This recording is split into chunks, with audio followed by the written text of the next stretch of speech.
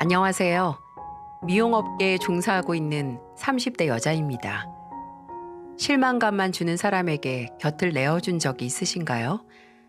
가족이라는 이유로, 친구라는 이유로, 내가 사랑하고 믿고 살았다는 이유로 내치지 못하는 분들이 많을 거라고 생각을 해요. 실망이 희망으로 변하기 위해서는 마음가짐이 바뀌어야 하고, 희망에서 행복까지 가기 위해서는 내 삶이 바뀌어야 한다라는 명언처럼 내게 실망감을 주는 사람으로 인해 내 인생이 불행해진다면 하루빨리 내 인생에서 밀어내고 내 삶을 회복하기 위한 선택을 내려야겠죠. 저는 이번에 실망을 희망으로, 희망을 행복의 기회로 바꾸는 경험을 했고, 혹시라도 과거의 저처럼 실망감만 주는 관계를 놓지 못한 분들이 있다면 조금이나마 용기를 드리고자 이야기를 보내게 됐습니다. 제 이야기에서 크게 중심이 되는 사람들은 바로 제 남편과 친구예요. 저와 남편과의 만남과 연애는 꽤 특이했어요. 예전에 스치듯 만났던 인연이 세월이 가고 나중에 열매를 맺게 됐거든요. 비록 그때는 알지 못했지만 그 열매라는 게 독을 품은 열매이긴 했지만은요. 저는 미용 대학교에 다니면서 아르바이트를 해서 학비를 벌었는데 그때 일했던 패밀리 레스토랑에서 남편을 처음 만났어요. 그 당시 남편 또한 군대를 막 전역한 복학생이었고요. 사실 그때는 남편에 대해서 잘 알지 못했는데 그때 제가 기억하고 있는 남편은 뭔가 굉장히 내성적이고 숫기가 없었거든요. 비슷한 또래끼리 아르바이트를 하던 곳이라서 서로 쉽게 친해질 수 있었는데 남편과는 일적으로 몇 마디 나눈 기억밖에 없었네요. 인상도 흐릿하고 조금이라도 사적으로도 엮인 기억이 없어서 아르바이트를 그만두고서도 남편에 대해서는 아예 생각도 안 하고 살았습니다. 그러다가 다시 남편을 만나게 된 게 제가 취업한 헤어숍에서 3년차 경력이 쌓이고 매니저가 됐을 때였어요. 그때 일했던 곳에서 계속 연락을 이어오던 언니가 있었는데 그 언니가 제게 누가 저를 만나고 싶어 한다고 하는 게 아니겠어요? 누구지? 하고 나간 술자리에는 남편이 나와 있더라고요. 근데 처음에는 누군지도 몰라서 어색하게 인사만 나눴네요. 미연아, 정말 찬우 기억 안 나? 그때 레스토랑에서 같은 오후조로 일했잖아. 어, 많이는 아니고 조금? 죄송해요. 제가 사느라 바빠서 기억을 못 하나 봐요. 아니에요. 괜찮아요. 그럴 수 있죠. 저보다 2살 많으신데 말 놓으세요. 아, 그럼 그럴까? 나도 공시 준비하느라 바빠서 그때 사람들 중에 연락하는 사람도 혜선이 누나뿐이었거든. 이번에 오랜만에 연락닿은 김에 누나가 혜선이 너랑 계속 보고 지냈다길래 나도 끼워달라고 했지. 나는 혜선이 너 기억하고 있었거든. 혜선이 네가 나 일 많이 도와줬어. 남편은 제가 기억도 안 나는 일을 상세하게도 설명을 하더라고요. 진상인 손님을 대신 상대해줬다거나 그 당시 성격이 별로였던 매니저에게 남편이 지각했다는 걸 숨겨줬다거나 하는 기억을 나열하면서 늘 제게 고마웠고 그 마음을 전하고 싶었다고 앞으로 종종 보자고 하는 겁니다. 1년 전에 공무원 시험에 합격했다는 남편은 그동안 성격이나 외모가 많이 바뀌어 있었어요. 사회인이 돼서인지 외모도 말끔하게 정돈된 것 같았고 뭔가 자신만만해진 느낌이었네요. 그 후로 종종 그렇게 셋이 만나기 시작했어요. 남편과는 얼굴을 볼수록 가까워져서 친한 오빠 동생 사이가 됐고 나중에는 남편이 제게 먼저 연락을 하기도 하고 제가 사는 동네에도 종종 놀러와서 둘이서 술 한 잔씩 하기도 했죠. 저보다 2살이 연상인 남편은 나이보다도 더 제게 의지가 됐던 사람이었어요. 통화 중에 들은 제 목소리만으로도 그날 제게 무슨 일이 있었는지 다 알아챘죠. 원장님에게 된통 혼나고 나서 힘없는 목소리로 전화를 받으면 제가 퇴근하는 시간에 맞춰서 제가 일하는 미용실 앞으로 저를 데리러 오기도 했고요. 또 갑자기 맡긴 5단에 있던 지갑에서 현금이 없어졌다고 난리를 부린 손님에게 시달리고 나서 한껏 예민해진 목소리로 전화를 받거나 남편이 한 문제에 답장을 못하면 저희 집 앞에서 제가 좋아하는 식당에서 음식을 포장해서 기다리기도 했습니다. 솔직히 그렇게 제게 잘해주는데 남편과 연인이 되게 된 건 마치 정해진 수순 같기도 했어요. 사귄 지 얼마 지나지 않았을 때 남편도 인정을 했고요. 애초에 저와 특별한 관계를 목표로 하고 저와 친한 언니에게 부탁을 한 거였다고 말이죠. 쉽게 말해서 처음부터 수작을 부릴 생각이었다는 겁니다. 그렇게 3년 정도 사귀다가 결혼을 했어요. 서로 결혼을 생각했던 건 사귄 지 1년이 넘은 해였지만 결혼을 늦춘 건 이유가 있었습니다. 제 목표는 큰 헤어숍에서 경력을 쌓고 돈을 모으면서 제 이름을 건 헤어숍을 차리는 거였거든요. 제가 남편에게 그 목표를 이루기 전까지 결혼 생각은 없다라고 하니까 알겠다고 하더라고요. 제 꿈의 장애물이 될 생각도 없고 그 꿈을 응원한다고 하면서 저를 기다려줬습니다. 그런 남편에 대해 저와 제일 친한 친구에게 말했더니 그 친구가 이런 말을 하더라고요. 외모도 직업도 그냥 평범한 줄만 알았는데 의외로 드라마 같은 말도 하네. 뭐 그러니까 네가 1년을 넘게 만났겠지. 그 친구는 저와 같은 동네에서 나고 자란 20년 지기 친구거든요. 친구도 연인처럼 서로 다른 점을 보고 끌린다고 하죠. 친구는 어려서부터 저와 다르게 굉장히 적극적이고 불도저 같은 성격이었어요. 뭐든 원하는 게 있으면 해내고야 마는 끈질김을 저는 늘 친구로서 대단하게 여기고 또 부러워하기도 했습니다.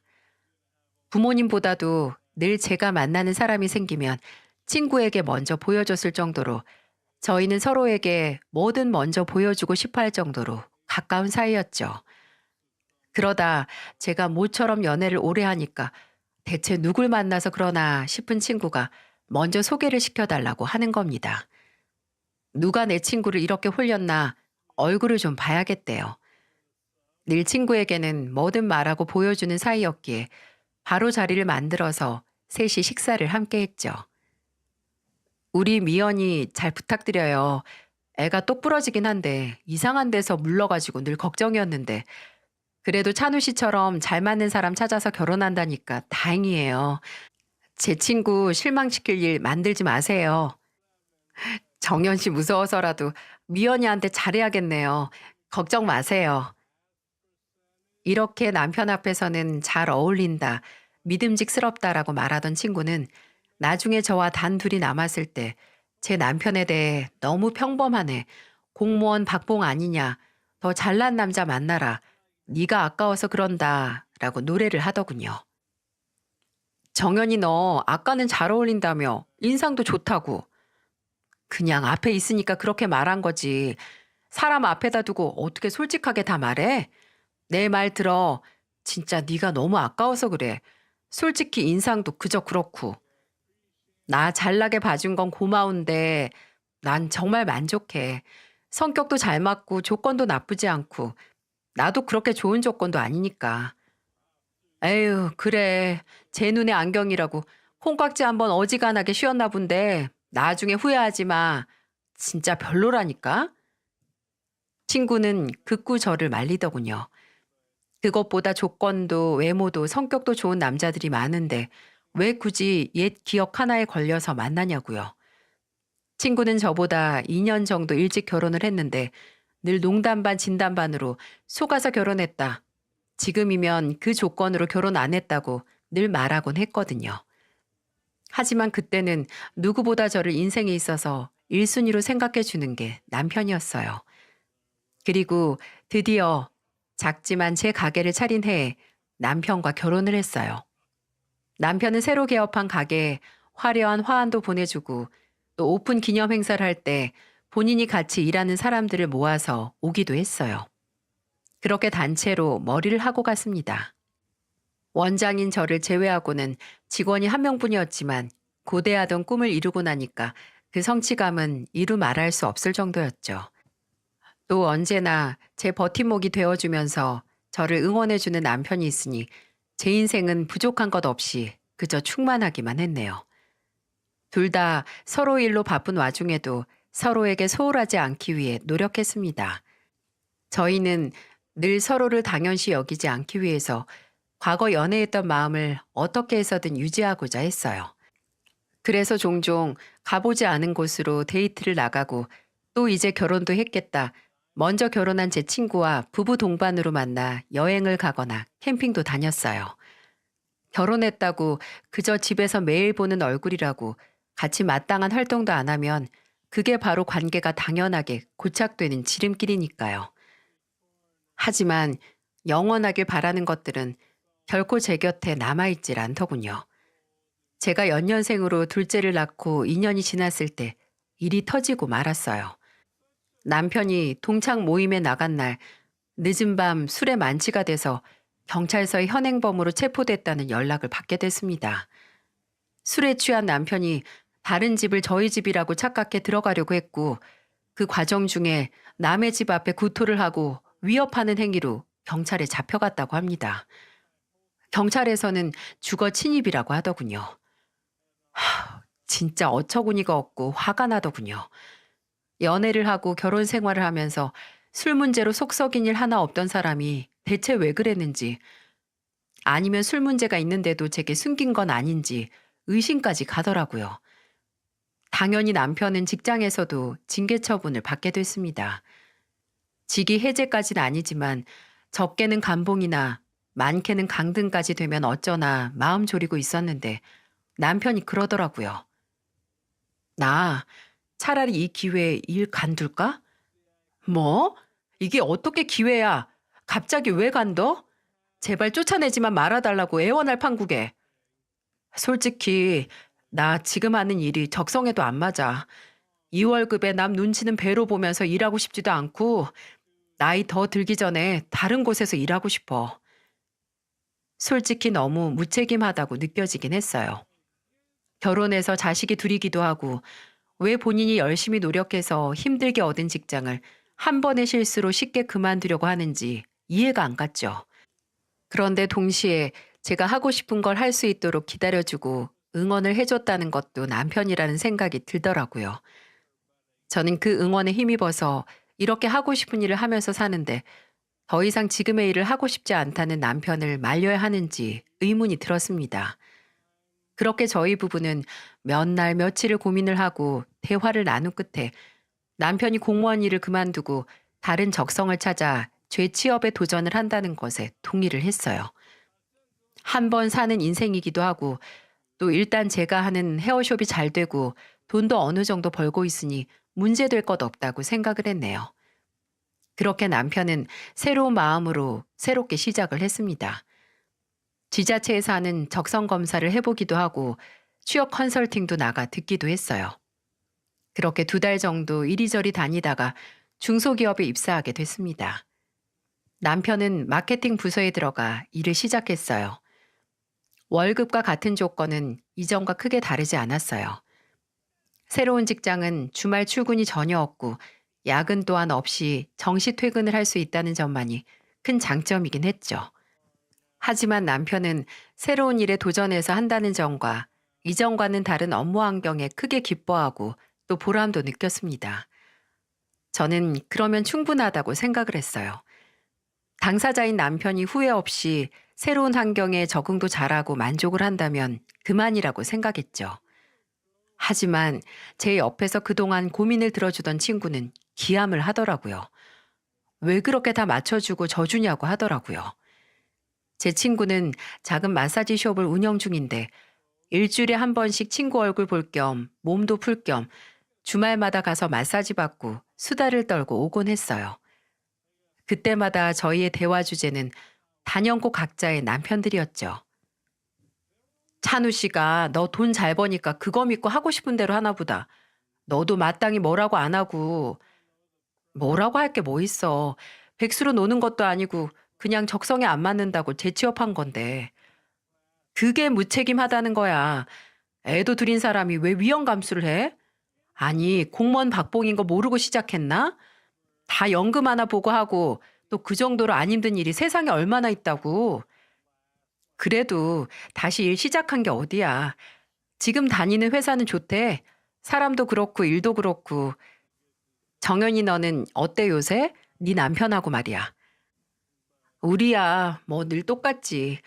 이제 부부도 아니고 그냥 가족이다 가족. 있어도 있는 줄도 모른다니까. 이렇게 늘 남편을 못마땅하게 생각했던 친구지만 이 친구도 태세 전환을 해서 제 남편을 다시 보게 되는 계기가 있었어요. 늘 제게 결혼 선배로서 조언을 아끼지 않는 친구였지만 중이 제 머리는 못 깎는다고 본인의 결혼 생활이 잘못되고 있다는 건 티도 안 냈더라고요. 하루는 새벽 시간을 뚫고 전화가 울렸는데 바로 그 친구였어요. 잠긴 목소리를 애써 쥐어짜 전화를 받았는데 휴대폰 너머에서 들리는 소리에 잠이 확 깼죠. 여보세요?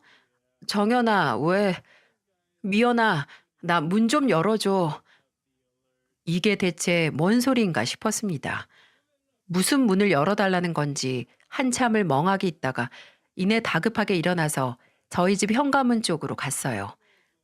문을 여니까 문 앞에는 얼굴 한쪽이 벌겋게 달아오르고 입술 한쪽이 터진 친구가 고개를 기울이고 멍하니 있더라고요.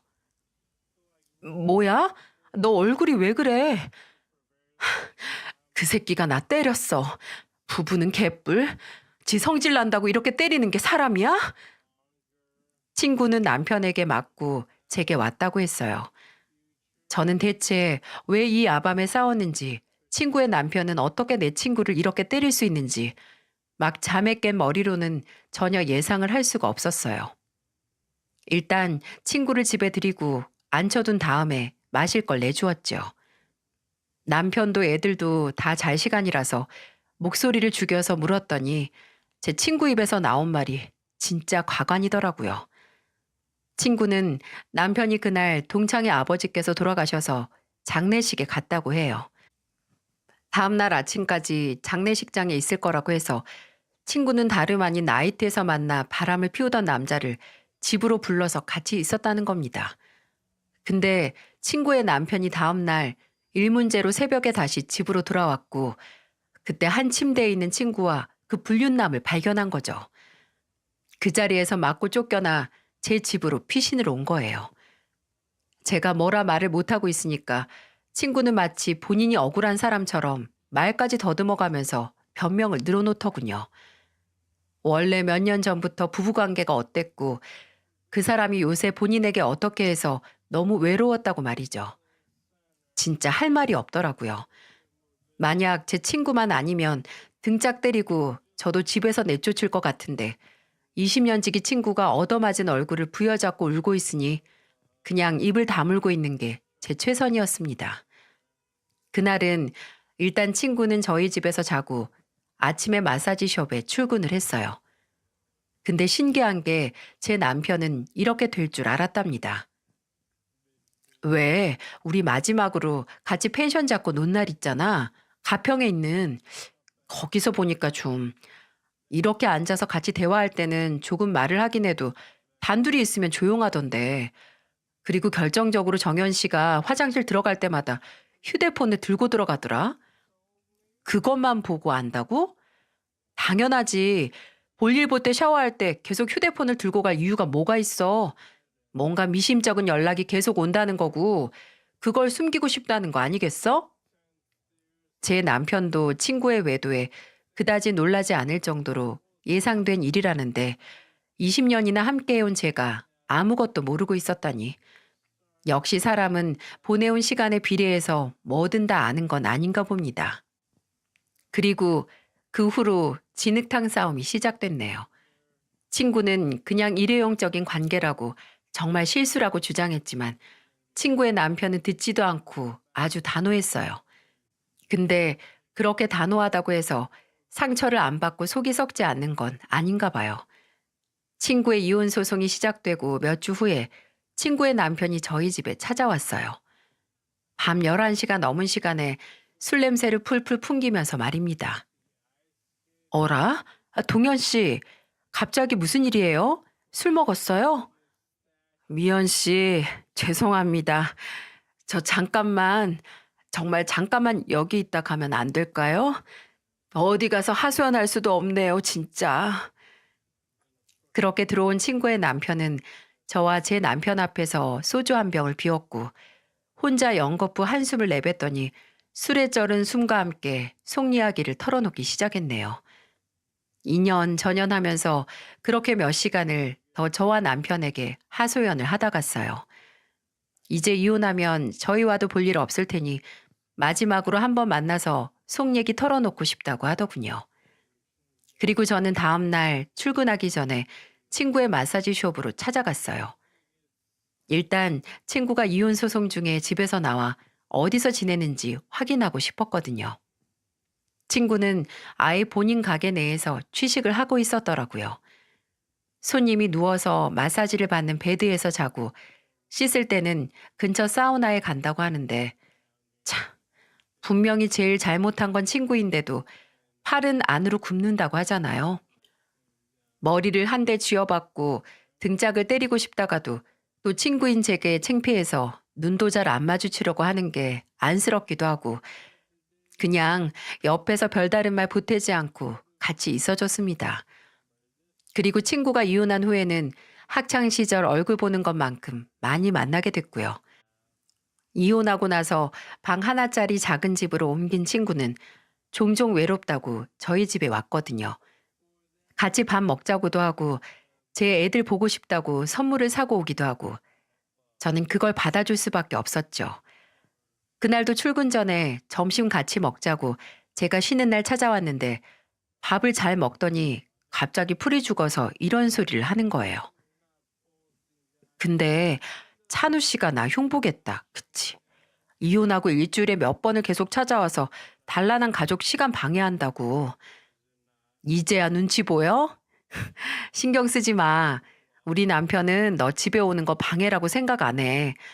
오히려 외로울 테니까 자주 불러서 같이 밥 먹자고 하던데? 그러니까 괜한 걱정하지 말고 네 앞가림이나 잘하셔. 정말? 찬우 씨 그렇게 안 봤는데 되게 사람이 마음이 넓네? 남편은 정말 신경을 쓰지 않았어요. 원체 둘의 사이가 좋진 않았고 또 남편은 친구의 이혼을 보고 내 그럴 줄 알았다라는 식으로 나오긴 했지만 그래도 저와 가장 친한 친구이기에 친구의 잦은 방문을 이해해 줬죠. 셋이서 저희 집에서 술도 자주 먹게 되고 남편도 심심하게 남아 친구에게 위로의 말을 해주고 또 응원도 해줬어요. 근데 그런 남편이 제게 갑자기 폭탄 선언을 하는 겁니다. 새로운 직장에 들어가고 3년도 채우지 않았을 때 다시 다른 일을 한다고 하는 게 아니겠어요? 솔직히 무슨 일을 하겠다고 듣기도 전에 조금 화가 났어요. 남편은 천직을 찾겠다고 공무원을 그만두고 다른 회사에 들어간 건데 이제 그것도 그만두고 다른 걸 한다니까 생각이 있는 건지 없는 건지 이해할 수가 없더라고요. 심지어 다른 일을 한다는 것도 일이 아니었어요. 정당한 노동이 말이죠. 처음에는 대체 무슨 일을 할 건데 또 회사를 그만두냐고 하니까 말을 좀 흐리더라고요. 아는 선배네 회사에 들어가서 일하는 거래요. 제가 무슨 회사, 무슨 직급이고 하는 일이 뭐냐고 물으니까 또 확실하게 대답을 안 하네요. 그래서 뭔가 석연치 않은 점이 있나 보다 하고 집요하게 물고 늘어졌습니다. 제대로 된 회사명과 사업자 번호라도 불러보라고요. 그랬더니 제 눈은 제대로 쳐다보지도 못하고 입에서 꺼낸 말이 가관이었어요. 솔직히 지금이었다면 그 자리에서 바로 이혼하자고 했을 거예요. 남편이 새로 한다는 건 바로 사업자 등록 명의를 빌려주는 일이었어요. 일명 바지 사장이었죠. 그 형이 지금 세금 문제로 사업자 등록을 못해서 다른 사람 명의가 잠깐 필요하대. 내가 2년만 빌려주면 월 700은 준다는데 지금 회사 다니면서 250 받고 일하느니 2년 동안 돈 바짝 모아서 나도 내 가게 내는 게 낫지 않겠어? 형 주식회사에 대요이사 이름만 내 이름으로 올리고 2년만 참으면 돼. 참으면 나도 내 가게 내는 거야. 저는 극구 반대를 했습니다. 누가 봐도 그 선배라는 인간은 남편을 이용하고 있는 것 같은데 남편만 그걸 모르더라고요. 저는 그 선배가 탈세를 하려는 목적 아니냐, 나중에라도 당신에게 피해가 오면 어떻게 하냐고 해도 듣지를 않는 거예요. 저는 제가 헤어숍 낼 때 응원해 줬는데 왜 본인이 하고 싶은 일은 응원을 안 해주냐고 합니다. 저는 정확하게 남편이 공무원을 그만둘 때 응원을 해줬고 지금 명의를 빌려준다는 일이랑 제 헤어숍이랑 같은 선상에 올릴 수 있는 문제인가요? 여러분, 저만 이해를 못하는 건가요? 제가 아무리 단호하게 노라고 해도 남편은 절대로 뜻을 굽히지 않았습니다. 어디에 저런 고집스러운 성격을 숨기고 있었던 건지 솔직히 이 정도면 사기 결혼이 인정돼야 하는 거 아닌가 싶더라고요. 그때부터였습니다. 저랑 남편의 사이가 엇나가기 시작한 게요. 남편은 시댁에도 친정에도 친한 선배가 하는 일을 같이 하게 됐고 회사 공동대표로 일을 하기 시작했다고 이빨을 털고 다녔고 저는 그 꼴이 너무 보기 싫었습니다. 일주일에 5일은 아니었지만 그 회사라는 곳에 나가기도 했어요. 바지 사장이라도 할 일은 또 있었나 보더라고요. 실제로도 그 선배라는 사람이 약속했던 대로 700이라는 돈이 남편의 월급 통장으로 들어왔지만 저는 그 돈을 도저히 찝찝해서 쓸 수가 없었네요. 그래서 웬만해서는 제 돈으로 생활비를 해결했어요. 아무리 제가 옆에서 뜯어 고치려고 해도 남편은 회사 대표라는 허황된 감투를 쓰고 귀를 막아버렸으니 거의 자포자기한 기분이었고요. 그리고 그 대표가 됐다는 이야기에 홀랑 넘어간 사람 중에 하나가 바로 제 친구였어요. 원래는 제 남편이 평범하고 무능하다고 싫어하던 이혼한 제 친구 말입니다. 찬우 씨, 축하해요. 아직 마흔도 안 됐는데 회사 대표도 되고 진짜 인생은 길게 봐야 하는 것 같아요. 내 친구 남편이 이렇게 능력자일 줄 누가 알았겠어요? 아마 미연이도 몰랐을걸요? 그치? 너 진짜 긁지도 않은 로또 손안에 쥐고 있었던 거네. 아유, 정현 씨도 부끄럽게 왜 사람 비행기를 태워요. 어차피 형이 하던 일에 무임승차한 수준이라서 제 능력하고는 무관하죠. 그 형이 정말 수완이 좋거든요. 발도 넓고 말도 청산유수해. 그래서 제가 배울 점이 정말 많죠. 그래도 찬우 씨가 어느 정도 능력이 인정된 사람이니까 그 형이라는 사람도 찬우 씨를 공동대표 자리에 앉힌 거겠죠. 안 그래요? 그래요. 빌려줄 이름 석자라도 있는 게 능력이라면 능력일 수 있겠죠. 이제는 주말마다 저희 집에 와서 저녁을 먹고 가는 친구가 온 날 보고 말았네요. 친구가 제 남편을 보는 눈빛과 대하는 말투가 달라졌다는 것을요.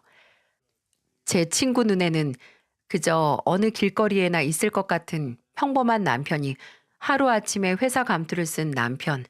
솔직히 친구에게 차마 말이 안 떨어지더라고요. 내 남편이 지금 바지 사장 주제에 저렇게 떵떵거린다는 말을 누구한테 하겠어요? 저희 부모님께서도 전혀 모르시는데요. 그 꼴값을 보고 허벅지를 꼬집어 가면서 참았습니다. 이제는 제 손을 떠난 것 같았어요. 그렇게 1년 정도는 문제가 없었어요. 저는 언젠가 무슨 일이 터질지도 모른다는 불안을 품고 있었고 남편이 버는 돈에는 손 하나 까딱하지 않았지만 시간이 갈수록 남편의 자아는 점점 부풀어 갔네요. 선배 말을 듣자 하니까 작년 상반기 하반기 통틀어서 순이익 50억 가까이 된다더라.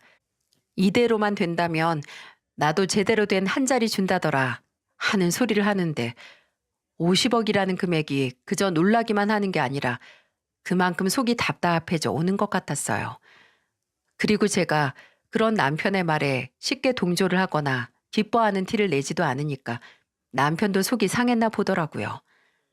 저녁 먹으면서 계속 잘 나가지도 않은 지 회사 자랑을 하길래 저는 그냥 고개만 까딱거리면서 밥을 먹었거든요. 그랬더니 한참을 말이 없다가 이러는 겁니다.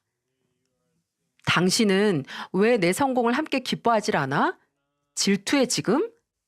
뭐? 질투? 내가 당신한테 질투할 게 뭐 있어? 하는 일도 없는데 매달 700씩 찜찜한 돈 받는 걸 질투해야 될 정도로 내가 생각이 없진 않는데? 그리고 그걸 어떻게 성공이라고 말할 수가 있어? 저는 남편과의 의견 차를 절대로 좁힐 수 없었고 그만큼 저희는 사이가 멀어지기만 했네요. 저는 그때부터 어느 정도 남편과의 결말을 예상하긴 했어요. 하지만 정말 이렇게 끝날 줄은 몰랐네요. 시작은 정말 아무것도 아니었습니다. 남편과 대화가 줄어든 만큼 서로에 대한 관심도 줄어들었는데 갑자기 하나의 행동 때문에 눈이 가더라고요. 남편이 했던 말 기억하시나요? 휴대폰을 계속해서 화장실에 들고 들어가는 제 친구를 보고 제게 한 말. 뭔가 미심쩍은 게 있으니 휴대폰을 들고 들어가는 거라고요. 근데 어느 순간부터 집에서 절대로 휴대폰을 손에서 놓지 않는 남편이 제 눈에 들어왔어요. 볼일을 보러 갈 때도 샤워를 하러 들어갈 때도 들고 가길래 처음에는 하고 있는 일에 무슨 문제가 있어서 제게 숨기는 게 있는 건 줄 알았어요. 그리고 그게 사실이기도 했고요. 명의를 빌려주고 1년 반이 되어갈 때쯤 남편이 그 선배와 연락이 안 된다고 투덜거리는 걸 들었거든요. 어느 순간부터 사무실에 잘 나가지도 않아서 이제 안 가냐고 물어보니까 사무실을 뺐다고 하대요. 옮긴다고요. 근데 중요한 건 이게 아니었어요. 그 후로 사무실을 빼서 나갈 곳이 없다는 남편의 외출이 좀 잦아지고 들어오는 시간도 점점 늦어지기 시작했어요. 또 어느 날은 제가 안방으로 들어가니까 하던 통화를 후다닥 끊더라고요. 제가 뭐야? 그 선배야? 라고 물으니까 상관 말라고 하대요. 본인 일에 말이죠. 그래, 알아서 해라 라고 쳐다도 안 봤는데 그 후로도 집에서 저와 마주치면 자리를 피하곤 했네요. 그러다가 결정적으로 눈치를 챈 건 남편 몸에서 나는 상쾌한 샤워코롱 냄새 때문이었습니다. 제 남편은 공중 목욕탕에 목에 칼이 들어와도 안 가거든요. 운동하고도 등 돌린 사람이라서 어디서 운동하고 샤워하고 올 위인도 안 되고요. 그런데 그런 인간이 늦은 밤 집에 들어와서 제 옆을 지나는데 아주 미세하지만 마치 갓 샤워를 한 사람에게서 나는 샤워코롱 향이 훅 끼쳐오는 거예요. 아실 만한 분들은 아실 거예요. 그 상쾌한 향을 맡자마자 마치 얼굴에 오물을 뒤집어 쓴 것 같은 그 기분을 말이죠. 이 사람이 대체 뭘 하고 씻고 들어온 거지 하는 그 쎄한 기분을 말이죠. 저도 솔직히 알고 싶지 않았습니다. 근데 마땅히 물증도 없고 그저 심증뿐이라서 답답했어요. 정말 이 인간이 뒤에서 딴짓을 하는 거라면 어떻게 해서든 증거를 찾아서 이혼을 하고 말고 해야 할 것 아닌가요? 근데 휴대폰은 아예 손에서 놓질 않으니 확인할 수가 없었고 차 블랙박스에서도 아무것도 못 찾았네요. 누군가와 얘기를 하고 싶었습니다. 답답한 속을 어떻게 해서든 달래고 싶어서 저는 제일 친한 친구 정연이에게 연락을 했어요. 근데 얘가 전화도 안 받고 문자 답장도 안 하는 거예요. 그때가 아마 마지막으로 얼굴 본 지 2달 가까이 됐을 때였을 거예요. 무슨 마사지 숍 이전 문제 때문에 바쁘다고 집에도 안 놀러 왔거든요. 그래도 옮겼으면 옮겼다고 얘기를 했을 애라서 일찍 퇴근을 해서 친구의 가게로 찾아갔죠. 근데 가게가 없었어요. 아니, 있었는데 없어졌어요. 가게 문에는 임대문이라는 현수막이 쳐져 있고 유리창 안에 비치는 내부는 아예 텅 비어 있는 것 같았네요. 대체 언제 가게를 뺀 건지 다른 곳으로 이전을 하고 바빠서 연락을 못한 건지 생각을 했는데 그렇게 3일 후에 친구에게서 연락이 왔더군요. 친구는 얼굴 보고 할 얘기만 문자로 띡 보내놓고 시간과 장소를 정하자고 하더군요. 얘가 연락을 오래 안 한 게 미안해서 먼저 보자고 하나 싶어서 바로 다음 날 만나기로 하고 약속 장소로 나갔습니다. 그곳은 친구가 사는 동네에서 멀지 않은 작은 카페였고요. 그렇게 나가서 살면서 쉽게 겪어보지 못하는 경험을 했습니다. 바로 머리끝에 있는 피가 발끝까지 롤러코스터처럼 휘몰아치는 그런 경험이요. 먼저 도착한 친구는 제가 자리에 앉자마자 굉장히 아련한 표정으로 이런 말부터 꺼내더라고요. 우리가 몇 년이나 됐지? 이제 21년? 22년 되어가나? 그래, 그걸 아는 애가 가게 이전하고도 나한테 말 한마디 안 해? 너 만나러 갔다가 내가 깜짝 놀랐잖아. 나 가게 이전하는 거 아니야. 그냥 정리했어. 뭐? 아니, 왜? 꽤 잘 됐었잖아. 단골도 많고. 너 무슨 일 있어? 있지. 있으니까 정리했지. 나 임신했거든. 누구? 혹시 그때 나이트에서 만난 사람? 아니면 혹시 전 남편 다시 만난 거 아니지? 남편? 그래, 남편이긴 하지. 다른 사람 남편이야. 야, 김정연, 너 이제 하다 하다 유부남까지 만나는 거야? 맞아. 나도 내가 떳떳하지 못한 거 아는데 임신까지 한 상태에서 별다른 방법이 없잖아. 그러니까 미연아, 네 남편 나한테 양보해. 뭐? 너 그게 무슨? 이 아이 네 남편이니까 네가 나한테 남편을 양보하라고. 순간 누가 제 머리에 폭탄을 터뜨린 것 같기도 했습니다. 또 누가 코를 잡아서 쥐어 뜯어간 것 같기도 했고요. 한마디로 말도 안 될 정도로 어처구니가 없고 충격이라는 게 몸에 직접적으로 느껴질 만큼 심했다는 거예요. 이 무슨 개차반 같은 이야기인지, 심지어 내가 그 이야기의 주인공 중 하나라니 믿고 싶지도 않았고 수치스럽기까지 하더군요. 순간적으로 정신이 차갑게 식어서 높낮이 하나 없는 목소리로 제 친구, 아니 그 친구였던 연에게 말했어요. 너 지금 나한테 하는 말이 내 남편 강찬우랑 바람이 나서 임신까지 했으니까 자리를 비켜달라고 그 말 하는 거야? 너 어쩌려고 이러니? 나도 정말 이렇게까지 하고 싶지 않았어. 근데 아니 무슨 드라마 대사 같은 헛소리만 나불거리지 말고 너 정말 어쩌려고 이래? 남자 하나 때문에 20년을 넘게 본 날 배신해? 심지어 맨날 왜 만나냐, 왜 결혼하냐, 평범하고 별 볼 일 없다고 했던 그런 놈 때문에? 나도 처음에는 그렇게 생각했어. 근데 네 남편, 아니 찬우 씨, 볼수록 참 좋더라. 너한테 다정한 만큼 나한테도 다정한 모습 보여주고 나 이혼한 다음에 종종 연락 먼저 해줘서 대화 나누는데 그때부터 마음이 갔어. 그리고 이번에 회사 대표 됐다고 해서 내가 따로 축하해 줬을 때 그 사람도 나랑 같은 마음이라는 걸 알게 됐고. 그러니까 이혼하고 외로운 마음 예전에는 별 볼 일 없다고 생각했던 놈이 감투 쓰고 꼬시니까 넘어갔다는 거잖아. 진짜 가지가지다 너네. 미안해 미연아. 너 정말 나한테 소중한 친구고 헛소리 좀 그만해. 소중한 친구 남편이랑 눈 맞아서 애까지 뵌 게 사람이냐? 차라리 내가 이 정도로 무개념해 우리가 이 정도로 남자에 미치고 여자에 미친 인간들이라서 이런 일 저질렀다고 해.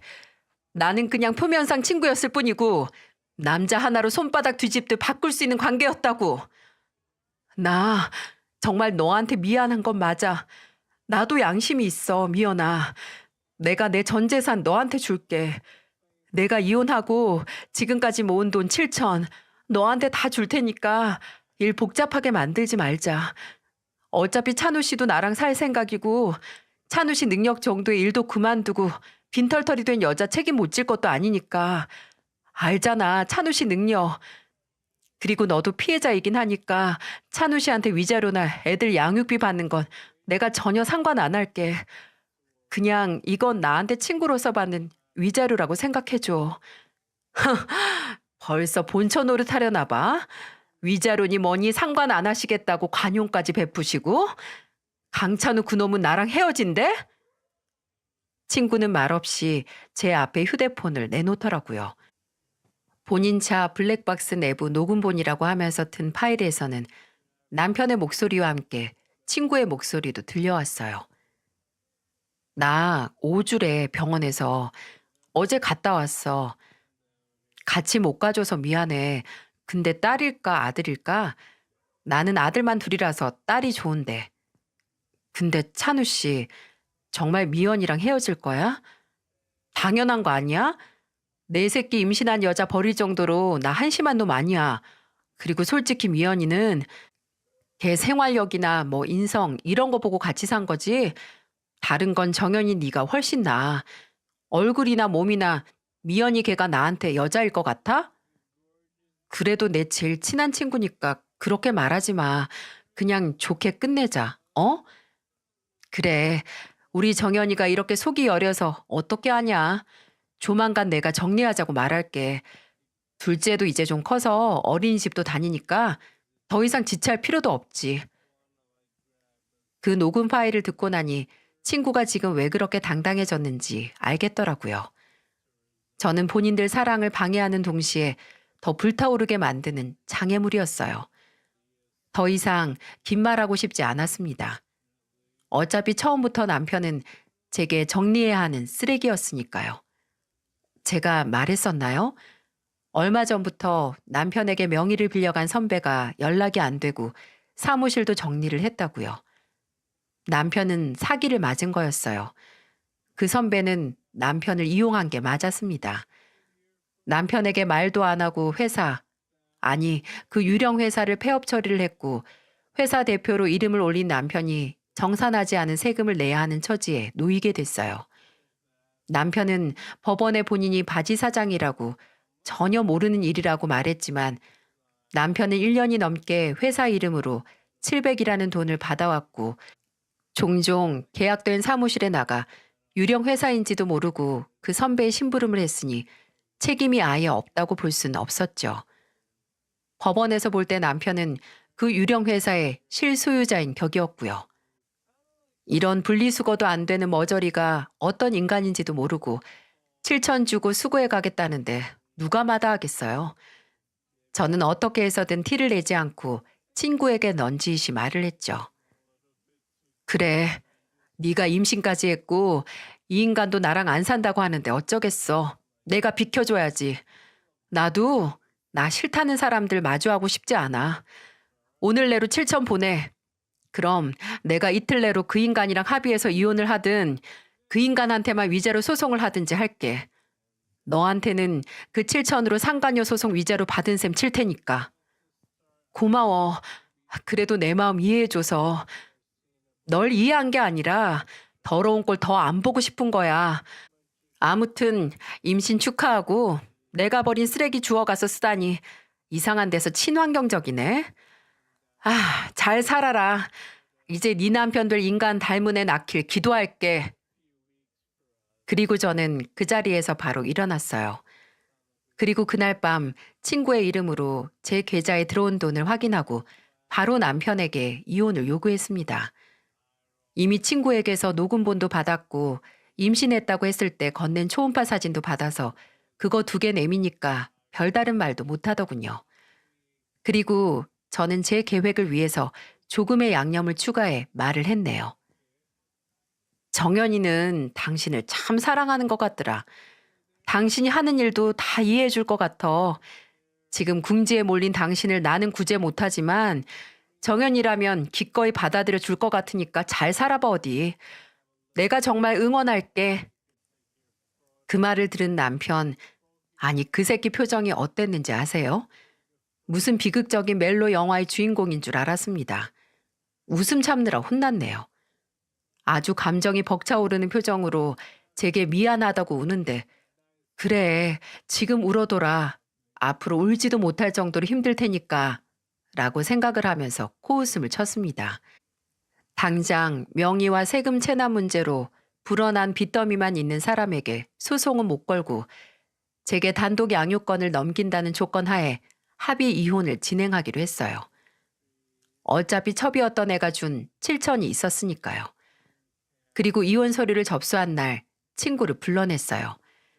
7천이나 주고 쓰레기 주워가는 사람한테 직접 이혼 소식을 알려줘야죠.